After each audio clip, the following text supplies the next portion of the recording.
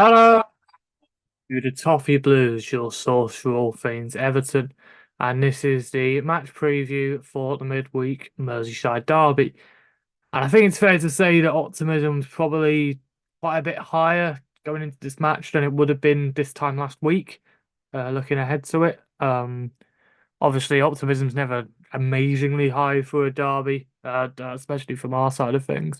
It hasn't been for a long time, of course. Um, obviously the obvious nature of it is that we're right down there and they're right up there. And given our records in the derby over however many years, you know, like I say, optimism is never really that particularly high. But um, after such a win on Saturday, on Sunday even, fairly comprehensive, I'd argue. Didn't like play them off the park, but was comfortably the better side and had earned quite a comfortable win, really, and had caused quite a bit of a meltdown as well, let's be honest. Whether how much of that was to do with us and more to do with the officiating, obviously, I'm sure Forest fans would have different opinions on that, but, like I say, Sunday was a very good day, and that's the type of result I think you want going into a match of this importance. And yeah, it's about as good a springboard as we could have hoped for. Is basically the point. Going into it after the demolition at Chelsea last week would have been, disastrous. Confidence to be on the floor, and then the players have shown, they bounced back. They've shown some fight, and that would have been much more difficult to do in a game of such importance, against considerably better players. So, so yeah, like I say, it's definitely better sort of feeling going into this, and the whole idea of just giving it a go and getting stuck into them is becoming apparent again. But of course, we've still got to look ahead to the fact that we've got Brentford on Saturday. A team that, well, are probably like just about in a position enough where they can pull away, and it'd be very hard for them to get pulled back into it now. The fact is they are still down there with us. Already beaten them once this season, beat them last season. We've got quite a good record in the last few matches against Brentford. It's basically a much more winnable game. And of course, the argument would be made if this was, say, someone like City, rather than, the obvious rivalry with Liverpool and the obvious wanting to win. You'd almost just be like prioritizing all the players and stuff and all our energies into the game on Saturday. But obviously, like I say, with it being a derby, that's not really an option. We've got to go full throttle, and for that, the Dyche will be demanding, the very maximum out of these players, and a minimum effort of a minimum requirement of full effort. So yeah, like I say, obviously that's just a given. And then there's players who are like, ifs and buts, and there's an argument to, particularly someone like Dominic Calvert-Lewin, you'd argue should maybe be, given a rest and allow himself to regain full fitness ahead of the game on Saturday. But obviously, with Beto not being available now due to the concussion protocol, that would mean probably Chimiti starting up front. I've seen a few arguments for someone like Danjuma, but he hasn't come back into the team whatsoever since his injury, not his natural position. We saw him up front a couple of times at the start of the season and was pretty ineffective. So it is really, I think, for me, either Calvert-Lewin or Schmidt, and it is quite difficult to decide what to do in that thing. Schmidt hasn't started for us, I don't think, at all in the league anyway. Um, and I think throwing him into a game like this straight away would be probably the wrong decision. You look at Ellis Sims at Anfield last season, similar sorts of situation, just got no joy whatsoever. Up against Van Dijk and Konate or Kwanzaa, whoever it's going to be. Um, you need the most experienced head up there, I think. So if Calvert-Lewin is fit enough and then can still play 90 minutes, I think it's got to really be that. Even if it's not 90 minutes, even if it's 70 minutes or whatever, and you give Tremaine the last 20 or something like that. I still think that's a much more preferable option than starting Tremaine straight from the off for me anyway. Um, So it's been confirmed that Coleman's not going to be back in time for the game, so that probably means Ashley Young at right back again. Given the controversy with these penalty incidents, obviously that's not going to inspire confidence in a lot of people, but it's definitely the best option we've got. You know, Patterson's out for the season now, so it is really a toss-up between Young and Godfrey.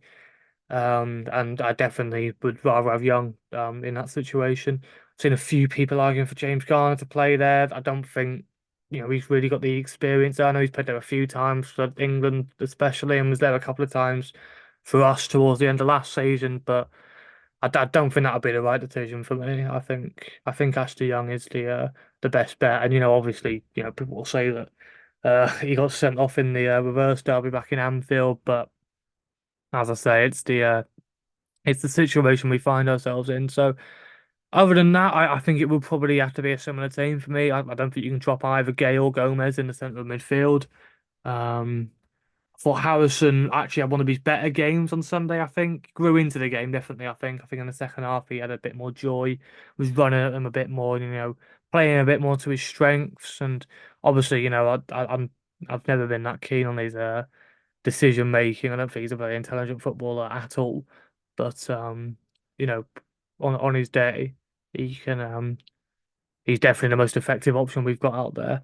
And again, I've seen a few arguments for McNeil playing in the middle. I kind of think the role he's got at the moment actually suits him quite well. He is still a left winger, but just kind of drifting in and then Decore drifts out.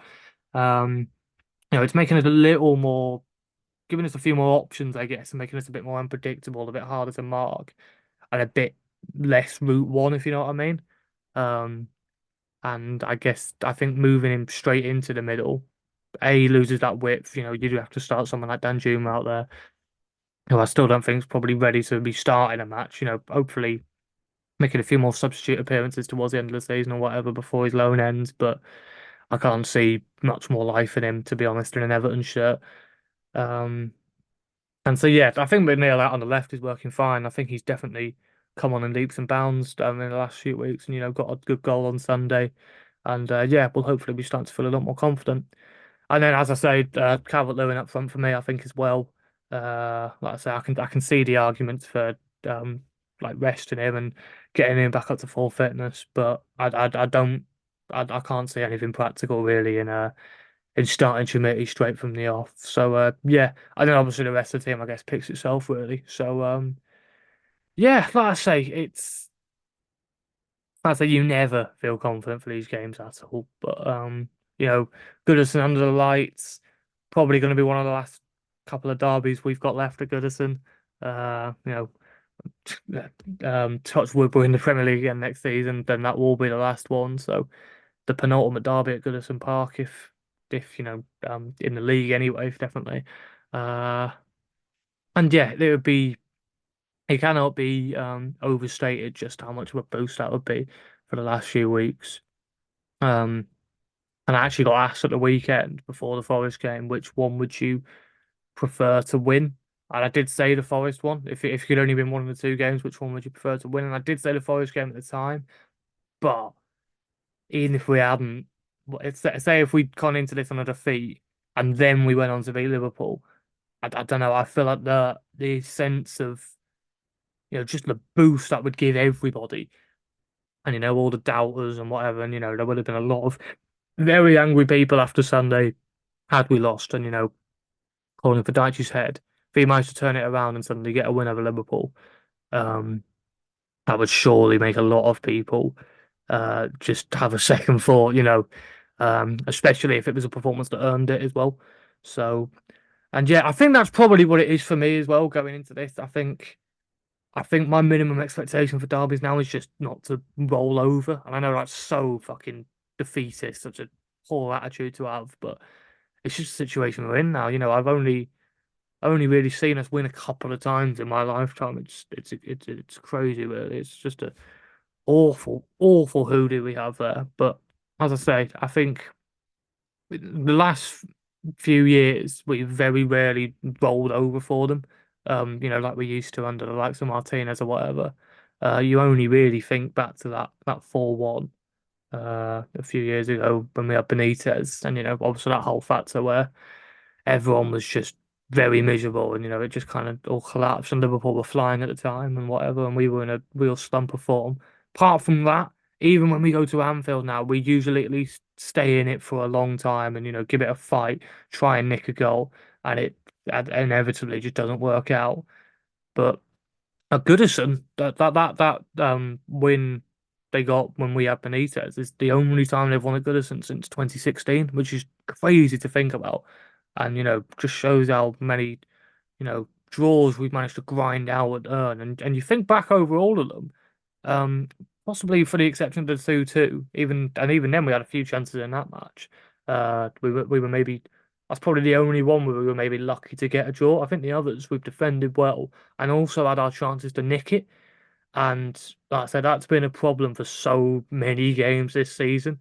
And if it comes to a situation where we just need a goal um, and we just can't convert it again, it will be so frustrating. But imagine if all that luck that we've been missing out and and let's be honest, has started to come through for us maybe a bit in the last few weeks. You look at the winner we got against Burnley, um, and obviously the penalty incidents, whatever you make of them on Sunday, could very easily have gone against us and didn't.